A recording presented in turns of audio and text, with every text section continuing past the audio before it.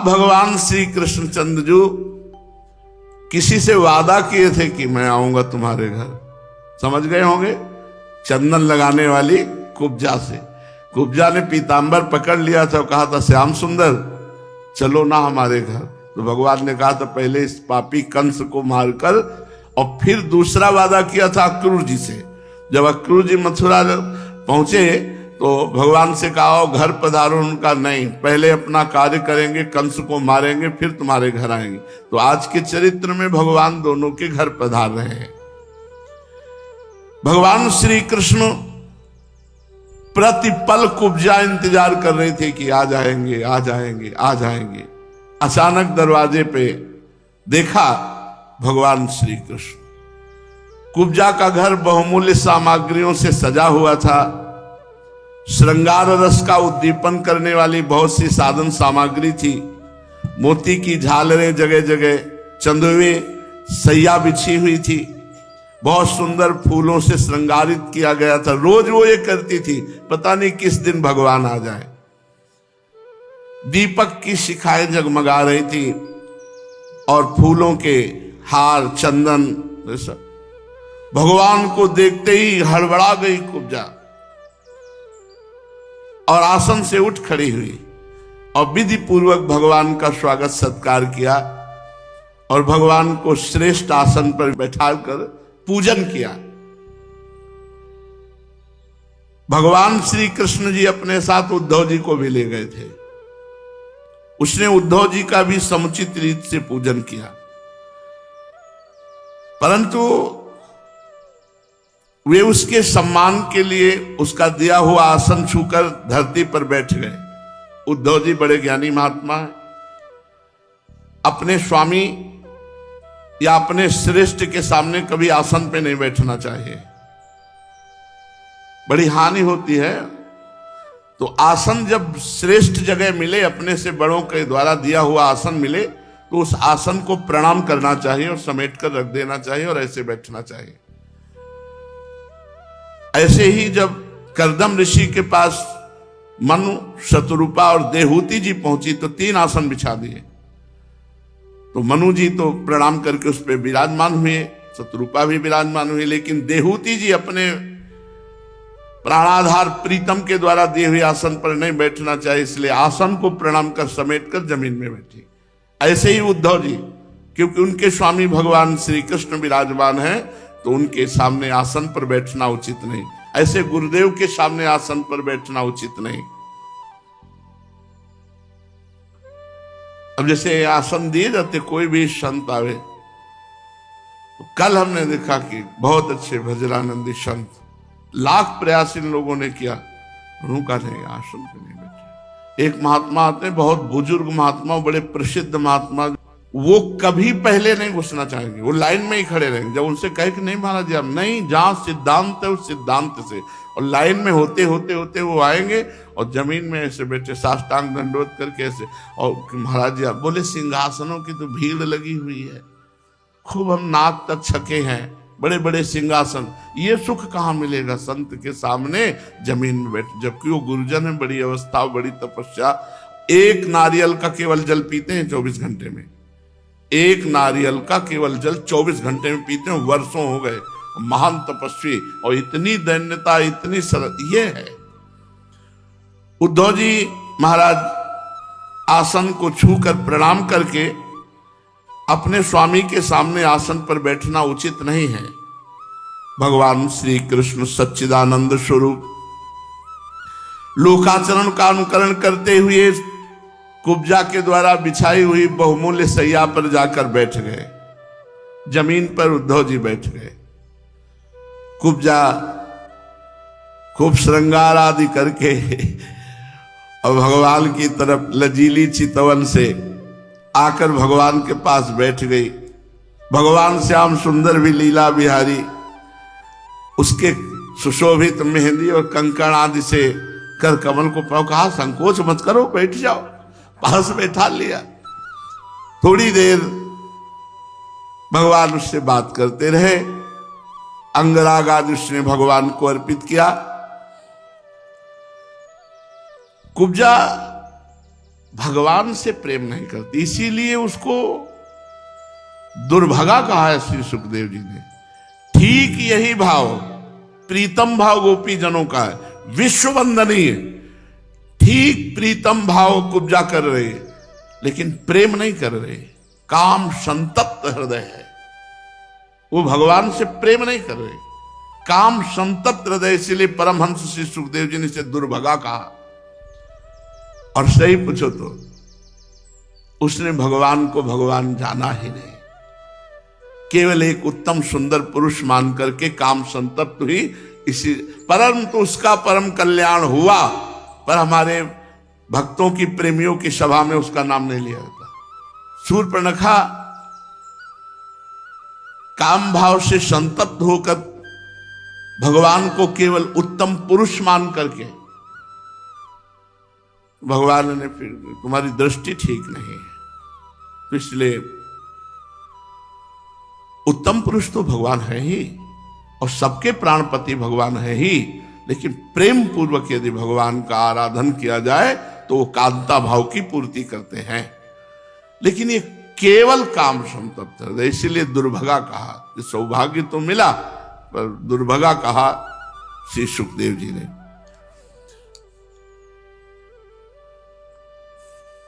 ये केवल एक शुभ कर्म का फल भगवान दे रहे हैं कि भगवान को उसने चंदन अर्पित किया। कुब्जा भगवान श्री कृष्ण चंद्रजू के पास बैठकर हाथ प्रयास करते, फिर उनके चरण पकड़कर अपने हृदय से लगाती और अपने गले से श्री कृष्ण चंद्रजू को भगवान उद्धव जी की तरफ देख रहे हैं।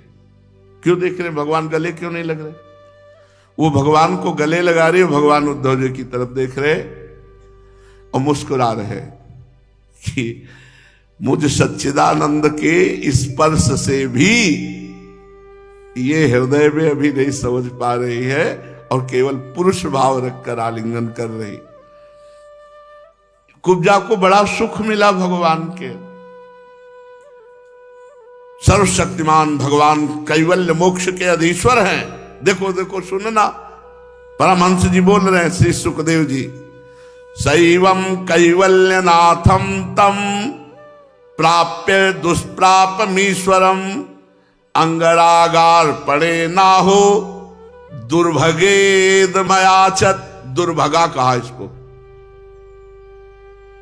परीक्षित, कुब्जा ने केवल चंदन अर्पित किया था, उतने से रीझ कर सर्वशक्तिमान भगवान उसके घर गए।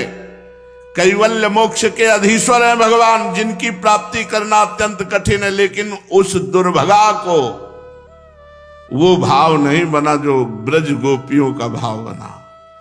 ब्रज गोपियों की भांति उसने ना तो प्रेम किया ना सेवा मांगी, काम संतप्त हृदय। उसने भगवान से कहा, आहोस्यताम ही प्रेष्ठो दिनानि कति चिन्मया रमस्व। कुछ दिन हमारे साथ रहो ना, उद्धव जी को भेज दो, हमारे साथ कुछ दिन रहो। भगवान हंस दिए। परीक्षित, उसने भगवान का वस्त्र पकड़ के कहा, आपको छोड़ा नहीं जा सकता। भगवान श्री कृष्ण उसको आश्वासन दिया, हाँ हाँ ठीक है, और कहा, उद्धव समय हो रहा है, चलते हैं। और भगवान चल पड़े। बस इतना सौभाग्य मिला। उसी सौभाग्य का है कि परमहंस संहिता में गाया जा रहा है। ना उसको बाद में तड़पन हुई कि रोती रहती, हा कृष्ण हा जीवन धन। यही बात है, दुर्योधन को भी तो भगवान मिले। क्या हुआ? क्या प्रेम लक्षणा भक्ति जागृत हुई? क्या भक्तों की नामावली में दुर्योधन का नाम आया? क्या दुशासन भी तो देखा भगवान को, बातचीत की भगवान से। खास बात भगवान का मिलना नहीं है, खास बात भगवान का प्रेम मिलना है। आप इससे समझ लीजिए। भगवान तो ऐसे हम कितनी जगह बताएं कि भगवान उनको मिले, लेकिन उनके हृदय में भगवत प्रेम नहीं था, इसलिए वो लाभ भगवान का भगवान की तरह नहीं ले पाए। जिनको प्राप्त करना अत्यंत कठिन है, उस दुर्भगा ने ब्रज गोपियों की तरह प्रेम नहीं किया, सेवा नहीं की, सेवा नहीं मांगी। बस ये, इसीलिए भगवान से मिलने की बाद वाली बातें हैं। पहले हम अपने भगवान के भजन में डूबने की बात करें। और स्वयं भगवान ने कहा, मेरा अंग संग मेरे प्रेम का कारण नहीं है, मेरा नाम कीर्तन, मेरा नाम जप, मेरा लीला कीर्तन, मेरा लीला श्रवण से जैसा प्रेम होता है वो अंग संग से नहीं होता। इसीलिए पूरे जीवन की एक ही बात रही, भगवत विस्मरण ना होने पाए, बस खास बात है। मिलो ना मिलो तुम्हारी मौज, जाओगे कहां, पतंग जाएगी कहां जब डोरी हमारे हाथ में, नाम रूपी डोरी है, मंत्र रूपी डोरी है, तो जाओगे कहां। ओहो, परीक्षित उसी समय भगवान उद्धव जी के साथ चल पड़े। भगवान ब्रह्मा आदि समस्त ईश्वरों के भी ईश्वर हैं, उनको प्रसन्न कर लेना जीव के लिए बहुत कठिन बात है। पर कोई उनको प्रसन्न करके विषय सुख मांगे, निश्चय दुर्भाग्य, दुर्बुद्धि। कहां भगवान और कहां तुच्छ विषय सुख। भगवान ये बस इतना हुआ उसको, इतना बस सौभाग्य। और ना तो विरह मांगा, ना प्रेम मांगा, ना सेवा मांगी। कहा कुछ दिन हमारे साथ रुको, रमस्व आहोष्यता में ही प्रेष्ठ दिनानि कतिचिन मया रमस्व, मया रमस्व। भगवान मुस्कुरा के चल दिए। फिर एक दिन सर्वशक्तिमान भगवान श्री कृष्ण बलराम जी और उद्धव जी के साथ अक्रूर जी की अभिलाषा पूर्ण करने के लिए उनके घर गए। अक्रूर जी ने दूर से ही देखा हमारे परम बंधु मनुष्य लोक शिरोमणि भगवान श्री कृष्ण बलराम जी पधार रहे। तुरंत उठकर आगे गए, आनंद से भरकर उनका अभिनंदन और आलिंगन किया। ननाम कृष्णम रामम च सतैरप्यभिवादितः पूजयामास विधिवत कृतासन परिग्रहान। अक्रूर जी ने दूर से देखा भगवान श्री कृष्ण पधार रहे, साष्टांग दंडवत नमस्कार करके आसन पर बैठाया। अक्रूर जी ने विधिवत भगवान की पूजा की। परीक्षित, उन्होंने पहले भगवान के चरणोदक धोकर सिर पर धारण किया, अनेकों प्रकार की पूजा सामग्री, दिव्य वस्त्र, गंधमाला, श्रेष्ठ आभूषण भगवान को अर्पित किए। फिर सिर झुकाकर भगवान को पुनः प्रणाम किया और चरणों को अपनी गोद में लेकर दबाने लगे। उसी समय उन्होंने विनयावनत होकर भगवान श्री कृष्ण और बलराम जी से कहा, भगवान ये बड़े आनंद और सौभाग्य की बात है, पापी कंस अपने अनुयायियों के साथ मारा गया। उसे मारकर आप दोनों ने यदुवंश को बहुत बड़े संकट से बचा लिया, उन्नत और समृद्ध किया। आप दोनों जगत के कारण और जगत रूप आदि पुरुष हैं। आपके अतिरिक्त और कोई वस्तु नहीं है, न कारण न तो कार्य। हे परमात्मन, आपने ही अपनी शक्ति से इसकी रचना की है। आप ही अपनी काल माया आदि शक्तियों से इसमें प्रविष्ट होकर जितनी भी वस्तुएं देखी सुनी जा रही हैं, आप ही माया का पर्दा ओढ़ करके विराजमान हैं। बस यही बात किसी सूझ वाली आंख ने पहचान की, कण कण में झांकी भगवान की। प्रभु पृथ्वी आदि कारण तत्वों से उनके कार्य स्थावर जंगम शरीर बनते हैं। वे उनमें अनुप्रविष्ट से होकर अनेक रूपों में प्रतीत होते हैं, परंतु वास्तव में वे कारण रूप हैं।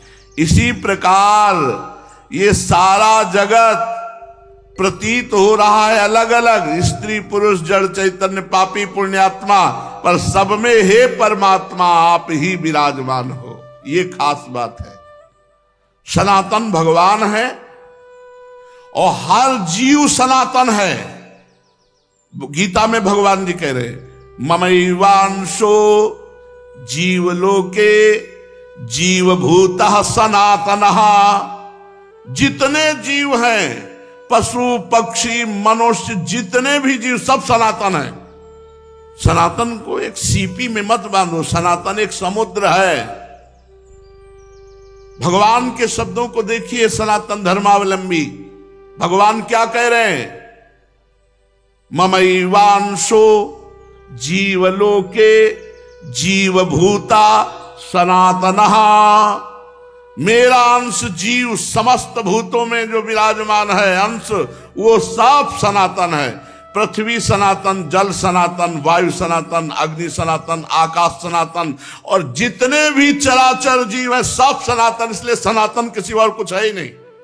भगवान कह रहे हैं, तीसरी बार कह रहा हूं, ममैवांशो, मेरा अंश। कौन? ये चराचर जगत जितना भी पंचभूतों में और अपने अंशों में विराजमान जीव है सब सनातन है। ममैवांशो जीवलोके जीवभूता सनातनः। जीव और पंचभूत ये सब सनातन है। अब बताओ कौन नहीं है सनातनी? हम किसका विरोध करें?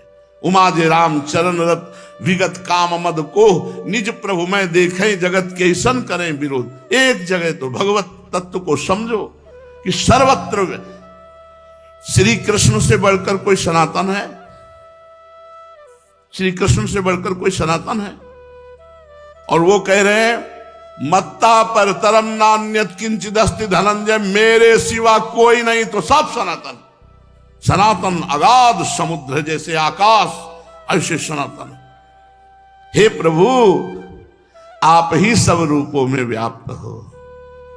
ये रजोगुण सतोगुण तमोगुण रूपी अपनी शक्तियों से क्रमशः जगत की रचना पालन संहार करते हो।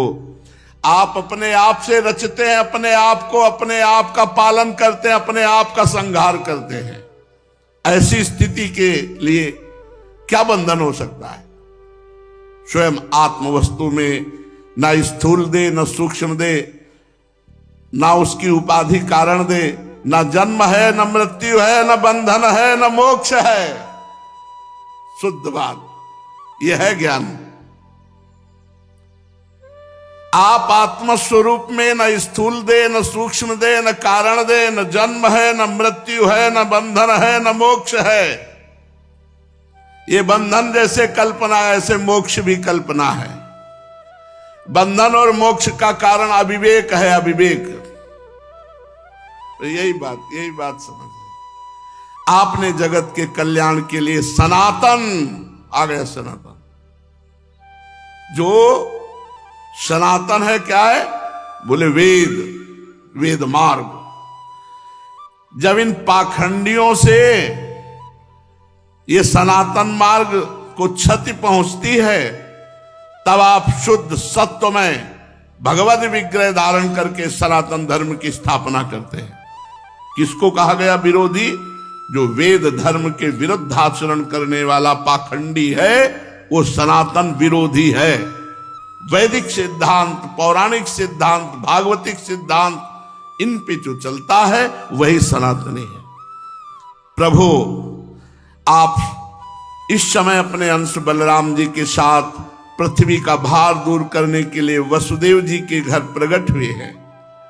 आप असुरों के अंश से उत्पन्न नाम मात्र के शासकों की अक्षोणी सेना का संहार, 100 अक्षोणी सेना का संहार करके अपने यश का विस्तार करेंगे। हे इंद्रियातीत परमात्मन, सारे देवता पितर भूतगण और राजा आपकी मूर्ति हैं। हे प्रभु, आपके चरण धोवन से गंगा जी प्रकट होकर तीनों लोकों को पावन कर रहे हैं, अलकनंदा, मंदाकिनी, भागीरथी रूप में। आप सारे जगत के पिता हैं। सब सनातनी। बाप सनातनी तो बेटा कौन होगा? सनातनी तो होंगे। आप सारे जगत के पिता हैं। श्री कृष्ण सारे जगत के पिता हैं, सारे जगत के गुरु हैं। वंदे कृष्णम जगत गुरुम। तो सब चेला, सब पुत्र। वही आज आप हमारे घर पधारे, इसमें संदेह नहीं कि आज हमारे घर धन्य धन्य हो गए, हमारे सौभाग्य की सीमा न रही। प्रभु, आप प्रेमी भक्तों के परम प्रीतम, सत्य वक्ता, अकारण हेतु और कृतज्ञ हैं। जो जरा भी सेवा आपकी करता है आप बहुत करके मानते हैं। भला कौन ऐसा बुद्धिमान पुरुष होगा जो आपको छोड़कर किसी और की उपासना करे और की शरण में जाए। जो एक रस है अपने उस आत्मा का दान कर देते हैं। हे भक्तों के कष्ट मिटाने वाले, जन्म मृत्यु के बंधन से छुड़ाने वाले प्रभु श्री कृष्ण, मैं आपको प्रणाम करता हूं। बड़े बड़े योगी राज, देवराज, ऋषि मुनि आपके स्वरूप को नहीं जानते, हम क्या जान सकते हैं प्रभु, परंतु हम तो आपका साक्षात दर्शन पा रहे हैं। कितने सौभाग्य की बात है कि हम स्त्री पुत्र धन स्वजन गेह देह आदि के मोह की रस्सी में बंधे हुए हैं और आप कृपा करके हमारे घर पधारे। भगवान श्री कृष्ण की ऐसी श्री अक्रूर जी महाराज ने स्तुति की, पूजा की। फिर भगवान ने मधुर वाणी से जो कहा वो शेष चर्चा आगे। श्री राधा वल्लभ लाल की जय।